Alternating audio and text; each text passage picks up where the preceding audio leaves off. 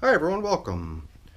Today we're checking in on a couple of 181-day-old African nightcrawler worm bins, fed 16 times so far, and the last 3 feedings have been very cabbage-centric, if you want to call it that. So if you were with me, you'll know that we had some cabbage that was put into the worm bins. Stuff that came out of my freezer might not have been frozen long enough to prevent it from wanting to continue to try to grow, because as you might know, certain types of foods like cabbage, especially the stems, potato, other things, will attempt to continue growing as soon as they get placed into some nice medium. And over the past few check-ins, we've been going through giving them stuff, pulling the stuff out, putting it back in the freezer, bringing it back to give it to them again. So here's my slight disclaimer, which I can't guarantee yet, but I'm pretty sure that this assortment of stuff that we're giving them today has no cabbage in it. I see some onion, I see some celery, I believe, I see some carrot. Clearly these are banana peels. And I've got some coffee on the side too, but as far as I know, no cabbage today. And hopefully the cabbage that went in here last time, which was only 10 days ago since the last check-in, hopefully that stuff did, after the second attempt at being frozen, hopefully it was frozen enough to help spur on the decomposition process, and hopefully we'll see no signs of the Savoy cabbage that they got last time. But we'll see. Here again, I'm not making any guarantees, but my hope is that the stuff got adequately frozen to enable the worms to rip into it. So last time we were in here, there had been, I think, a 13-day interval between feedings. On this occasion, the 10-day interval is a bit less, but it did seem to me like the amount of stuff they got last time was not so much that by now, hopefully, we'll see that they've done away with it. So in addition to the refrozen and returned Savoy cabbage that they got last time, there was also a little bit of cucumber peel, some celery, I believe, maybe some coffee. I just breezed through the video really quick from the last check-in, so I don't have all the details in my head.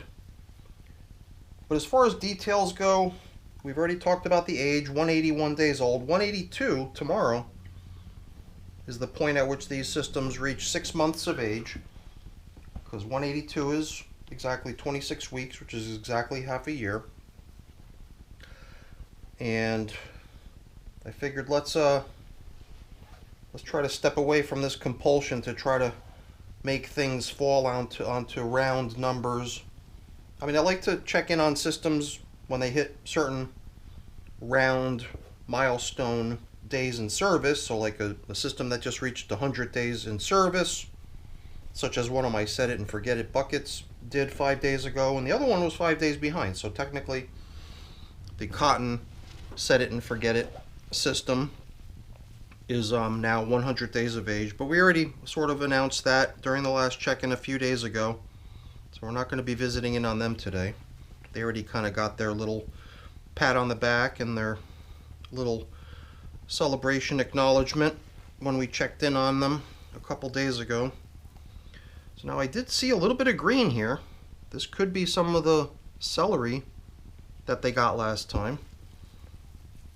But as far as leftovers go in bin number 1, I can say almost for certain that I didn't see anything from the last feeding. Some of the stuff I did spot, though, while exploring it, is stuff that I just noticed in here too.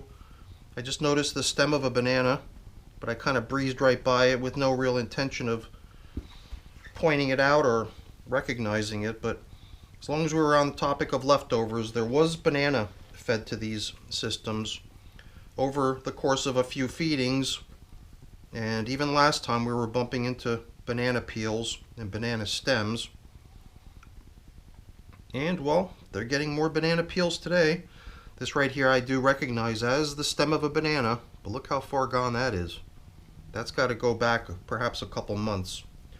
And over here it seemed to me like a kind of a jumble of material, which I thought might have leftovers in it, but it just might be a little bit of leftover bedding type material. But whatever, you know, it's nothing about the leftovers that's going to change the way we're going to treat today's check-in. Even if we find leftovers, we're going to proceed with giving them today's portion.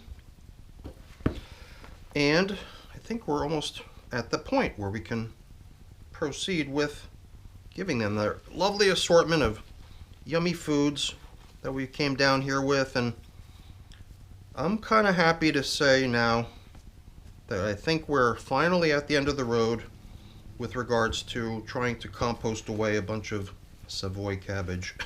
It's probably something that's a saga that started over a month ago or so, or maybe thereabouts, and has finally gotten to the finish line so we can move on with our lives. So let's see here. I got this piece of newspaper here. I was trying to dry cantaloupe melon seeds on this paper, so there was still a little bit of fruity cantaloupe residue mixed in with the seeds, which is still stuck to this piece of newspaper. So that's part of what we're going to give them as far as supplemental bedding to accompany today's feeding. And let's see, I've also got some, I think this might be paper towel, and I've even got some more paper towel here. Let's keep divvying this stuff up nice and evenly. And I've also got my prepared bedding, but I'm thinking we're going to sprinkle that in on top. And let's see, to be fair, I've got 3 banana peels, so let's take the first one and split it up between the 2 systems, and then following that, each system can receive an entire banana peel. And now we get to explore what today's feeding consists of. So there's the peels from some white carrots. I think they're called parsnips. Regular old orange carrots. Some celery. So this must be the remnants of some soup that I was making the other day. And I've already informed my buddy whose dog is going to appreciate the huge beef bones that gave the soup stock the majority of its yummy flavor. So I believe he'll be popping in tomorrow. So the worms are going to get the veggies, the doggy is going to get the bones, and the delicious soup has for the most part been consumed by humans, I believe, unless there's some leftovers. I can't recall offhand. So I've got my crushed eggshell here going in as grit, and I have coffee to give them as well. So that's a nice feeding right there. And there's a little bit of coffee left in here. Perhaps we'll just be a little bit more generous so I can deplete what's in this box, and I can take the box back up to the kitchen and reload it, because I've got a couple days of coffee over there. And against the backdrop of these dark bins, I noticed that I had spilled a little bit of coffee. So let's make sure it ends up in the worm bins rather than getting into the dustpan and ending up in the trash pail. So I've got a nice collection of leaves here that we're going to apply a nice top dressing of. So let's backfill. And something I've been doing here and there in some of my systems, which is the exclusion of tilling up and aerating the outer reaches of the systems. So when I breezed through the video from the last check-in, I did notice that we did go out to the outer edges to grab material with which to backfill the feeding zones, but today we're going to deliberately skip doing that. Once again, just in the interest of me attempting to make sure that I don't slip into becoming too much of a creature of habit. I mean, I know I'm a creature of habit, but recognition of it is part of being able to change it. Not that there's even a problem with being a creature of habit. There's certain things where I think it's quite smart to be a creature of habit. But you know, in the interest of keeping things interesting in the worm bins and the worm bin check-ins, sometimes I like the idea of changing it up and breaking away from the routine. So let's come back in here just like we did over the past few check-ins with a nice top dressing of leaves. I had thought about sprinkling in some of my prepared bedding to cover up the foods that we threw in there, but I'll be honest, I forgot. I just slipped my mind. I've already got my prepared bedding box right behind me on the ready, uncovered.